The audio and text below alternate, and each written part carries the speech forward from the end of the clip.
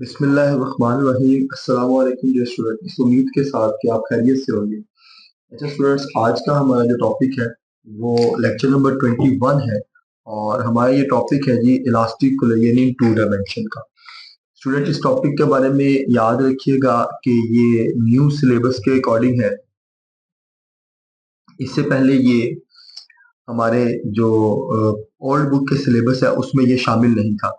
Old book के syllabus में सिर्फ वन डायमेंशन की कहानी थी और ये पहली दफा जो सा है ये topic elastic collision in two dimension यहाँ पर शामिल किया गया है। इलास्टिक कोलिजन यानी कोई एनर्जी लॉस नहीं है।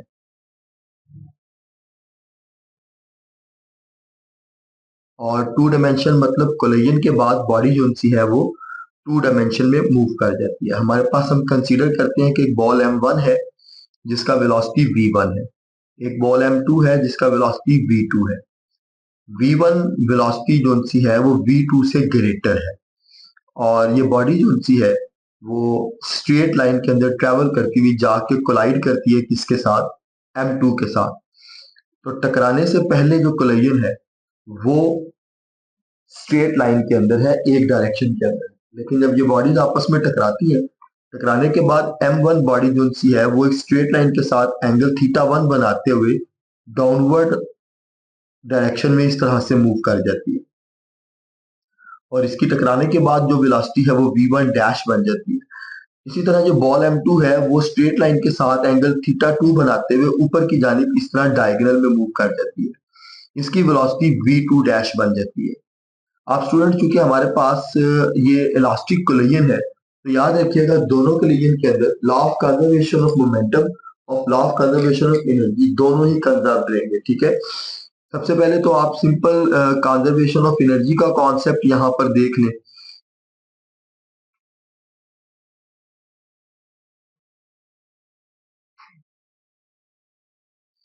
कंजर्वेशन ऑफ एनर्जी का कॉन्सेप्ट मैं इसलिए पहले लिख रहा हूँ कि ये बहुत ही सिंपल और बहुत ही आसान है।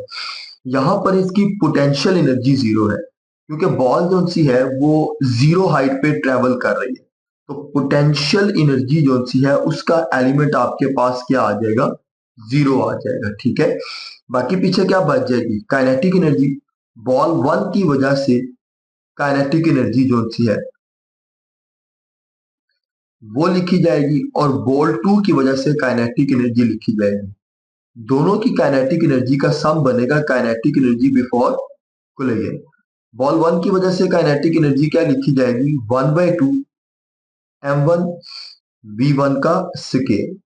बॉल टू की वजह से काइनेटिक एनर्जी क्या लिखी जाएगी, 1/2 m2 v2 का स्केयर। और लॉ ऑफ एनर्जी कंजर्वेशन के मुताबिक टोटल एनर्जी कंजर्व रहती है कोलिजन से पहले और कोलिजन के बाद। तो काइनेटिक एनर्जी आफ्टर कोलिजन भी क्या होगी, इक्वल होगी किसके, काइनेटिक एनर्जी बिफोर कोलिजन के। तो टकराने के बाद जो वेलोसिटी है वो क्या है, v1 प्राइम का square plus 1/2 m2 v2 prime का स्केयर, इसका आंसर आ जाएगा। तो सबसे पहले तो ये कि elastic collision in two dimension के अंदर आपके पास एनर्जी क्या रहेगी, कांस्टेंट रहेगी। इसी तरह स्टूडेंट्स आपको पता है कि elastic collision in two dimension में आपका मोमेंटम भी क्या रहेगा, कांस्टेंट रहेगा। ठीक है, तो यहाँ लेकिन यहाँ पर चूंकि टू डायमेंशन है तो सबसे पहले आप लिखेंगे मोमेंटम कंजर्वेशन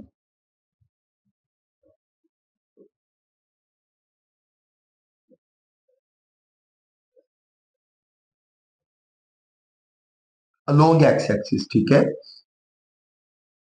टोटल मोमेंटम तो हमेशा कांस्टेंट रहता है। तो momentum before collision equal to momentum after collision, statement तो सेम रहेगी।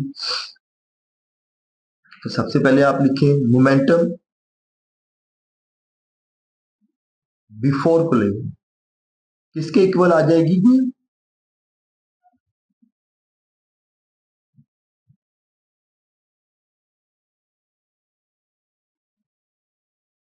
मोमेंटम आफ्टर कोलिजन के। अब यहां देखें डायग्राम में, कोलिजन से पहले बॉडी जो सी है वो एक्स एक्सिस के अलोंग मूव कर रही है। तो इसका मोमेंटम जो सा है उसमें कोई भी आप जो वेलोसिटी v है उसका कंपोनेंट डिवाइड नहीं करेंगे। लेकिन इस पॉइंट पे कोलिजन के बाद बॉडी जो सी है वो एक्स एक्सिस के अलोंग मूव कर रही है। एक्स एक्सिस के अलोंग थीटा वन का जो कंपोनेंट बनेगा, अगर एक इस एक्सिस को देखा जाए, ये हॉरिजॉन्टल एक्सिस देखा जाए, यहां से एक परपेंडिकुलर ड्रॉ किया जाए, तो इसका v2 डैश का जो हॉरिजॉन्टल कंपोनेंट यहां पर बनेगा वो v2 डैश cos थीटा 2 बनेगा। और इसी तरह अगर ये लाइन कंसीडर की जाए, ये हॉरिजॉन्टल लाइन कंसीडर की जाए, यहां से एक परपेंडिकुलर ड्रॉ करेंगे, तो जो हॉरिजॉन्टल कंपोनेंट आएगा वो v1 प्राइम cos थीटा 1 आएगा। ठीक है, इसको आप यहाँ डायग्राम में देखें कि आपके पास यहाँ पर m2 मौजूद है, इस पॉइंट के ऊपर कोलिजन है, बॉडी स्ट्रेट लाइन पर इस तरह से मूव कर रही थी। स्ट्रेट लाइन में मूव करती हुई बॉडी कोलिजन के बाद इस तरह से अपवर्ड मूव करेगी। ये आपका मैस m2 है जिसकी वेलोसिटी कितनी थी v2 डैश। तो ये तो वेलोसिटी का वेक्टर हो गया। अगर इसके कंपोनेंट बनाए जाए तो इसका एक कंपोनेंट अलोन y एक्सिस बनेगा और एक कंपोनेंट इसका अलोन x एक्सिस बनेगा। तो v2 डैश का x एक्सिस के अलोन कंपोनेंट क्या बनेगा, v2 डैश cos, और यहां पर जो थीटा है उसको आपने थीटा 2 से रिप्रेजेंट किया हुआ है, तो ये आपके पास क्या आ जाएगा, v2 cos थीटा 2। इसी तरह स्टूडेंट्स जो आपका बॉडी है वो डाउनवर्ड ट्रेवल करता है m1। ठीक है, लेकिन बॉडी क्या कर रही थी, बॉडी तो दोनों बॉडी जो सी है वो आपकी स्ट्रेट लाइन में ट्रेवल कर रही थी। तो ये v1 डैश का वेक्टर बन जाता है जो आपके पास आपको रेड कलर से नजर आ रहा है। यहां से एक परपेंडिकुलर इसके ऊपर ड्रॉ किया जाए तो आपके पास जो कंपोनेंट बनता है हॉरिजॉन्टल, ये वाला,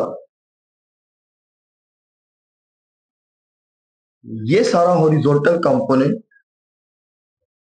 v1 प्राइम cos थीटा 1 है। तो मोमेंटम बिफोर कोलिजन क्या लिखा जाएगा, मोमेंटम बिफोर कोलिजन लिखा जाएगा m1 वेक्टर v1, ठीक है, प्लस m2 वेक्टर v2, क्योंकि वेक्टर क्वांटिटी है वेलोसिटी। ये किसके ऊपर होगा, x एक्सिस के अलोंग v1 का x component v1 cos theta 1 होगा जो इस तरह से कैलकुलेट होता है, प्लस करेंगे हम m2 v2 prime cos theta 2 के। तो ये मोमेंटम कंजर्वेशन की इक्वेशन आ जाएगी अलोंग x एक्सिस।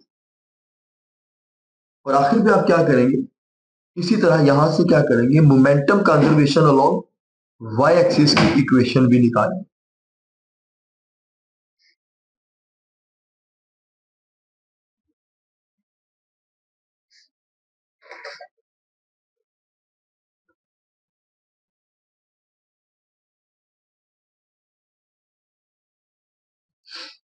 अब आप देखिए स्टूडेंट्स, कोलिजन से पहले दोनों बॉडीज की y एक्सिस के अलोंग मूवमेंट कितनी थी, जीरो थी। तो मोमेंटम बिफोर कोलिजन जो सा है वो y एक्सिस के अलोंग क्या होगा, जीरो होगा। उसकी रीजन क्या है कि हमारी बॉडीज कोलिजन से पहले जो सा है वो मूव नहीं कर रही थी एक्स एक्सिस के अलोंग। हमारी बॉडीज जो सी है वो एक्स एक्सिस के अलोंग मूव कर रही थी, y के अलोंग उनकी मूवमेंट बिल्कुल क्या थी, जीरो थी। कोलिजन के बाद बॉडीज ने टू डायमेंशन में मूव करना शुरू कर दिया।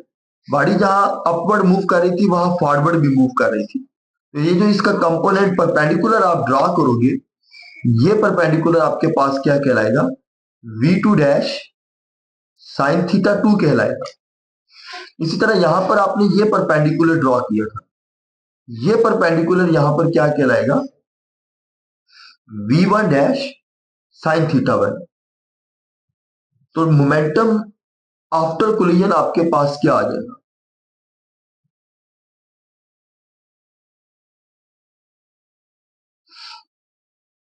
आफ्टर कोलिजन मोमेंटम दोनों का सम होगा। तो m1 v1 dash sine theta 1 plus m2 v2 dash sine theta 2।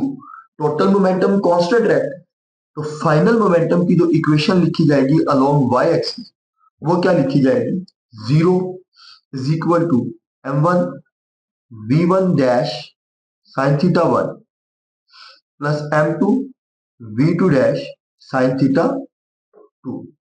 ये आपके पास energy conservation, momentum conservation along y axis की इक्वेशन आ जाएगी, और ये आपके पास momentum conservation along x axis की इक्वेशन आ जाएगी। सिस्टम के अंदर टोटल मोमेंटम हमेशा क्या रहता है, कांस्टेंट रहता है। तो ये तीन इक्वेशंस हैं जो इस टॉपिक में आप लोगों ने तैयार करनी है, और बड़ा सिंपल और आसान सा ये टॉपिक है। ये टॉपिक एग्जाम में आप लॉन्ग क्वेश्चन के लिए और शॉर्ट दोनों के लिए तैयार करेंगे, और इसकी जो इक्वेशंस है ये आप लोगों को न्यूमेरिकल्स के लिए आनी चाहिए। ये इक्वेशंस जो होती हैं वो आप लोग रिकॉल करेंगे। एंगल की समझ होनी चाहिए आपको कि एंगल कैसे बनता है, जो मैंने यहाँ पर आपको डायग्राम्स बनाकर वाजिया किया कि कॉस थीटा 1 का एंगल कैसे बनता है और साइन थीटा 1 का एंगल कैसे बनता है। जो हमारा नेक्स्ट लेक्चर होगा वो इन इलास्टिक कोलिजन यानी 2 डायमेंशन के ऊपर होगा। इलास्टिक कोलिजन में टोटल एनर्जी कांस्टेंट रहती है, मोमेंटम कांस्टेंट रहता है, और उसकी ये तीन इक्वेशंस हमने यहाँ पर आज के इस लेक्चर में ड्राइव की। आज के ये लेक्चर हम यहाँ पर अब क्लोज करते हैं। इंशाल्लाह जो नेक्स्ट लेक्चर है वो हमारा इन इलास्टिक कोलिजन 2 डायमेंशन पे होगा।